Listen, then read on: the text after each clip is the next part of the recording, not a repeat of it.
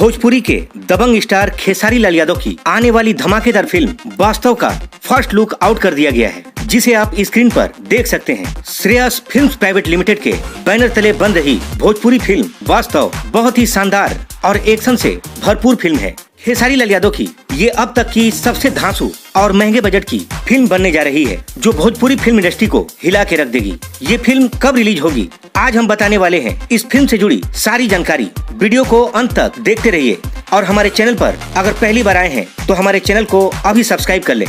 Superstar Khesari Lal Yadav की आने वाली फिल्म वास्तव को प्रोड्यूस कर रहे हैं प्रेम राय और प्रवीण कुमार जी, और इस फिल्म के डायरेक्टर हैं सुजीत कुमार सिंह। इस फिल्म के स्टार कास्ट में नजर आने वाले हैं भोजपुरी के दबंग स्टार खेसारी लाल यादव। इस फिल्म की हीरोइन का चयन अभी तक नहीं हुआ है, मगर खबरें हैं कि आम्रपाली दुबे इस फिल्म में नजर आ सकती हैं। दोस्तों, आपको बता दें कि खेसारी लाल यादव की फिल्म वास्तव पूरी तरह से एक्शन से भरपूर फिल्म है, क्योंकि इसके जो डायरेक्टर हैं सुजीत कुमार सिंह जी, जब भी फिल्म लेकर आते हैं वो सारी फिल्में धमाकेदार और ब्लॉकबस्टर साबित हुई हैं।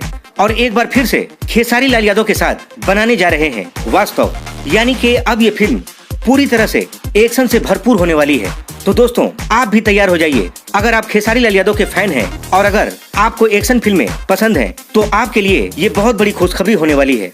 दोस्तों, आपको बता दें कि इस फिल्म की शूटिंग बहुत जल्द शुरू होने वाली है और इस फिल्म का ट्रेलर हो सकता है कि सितंबर या अक्टूबर तक आप लोगों के बीच आ जाए।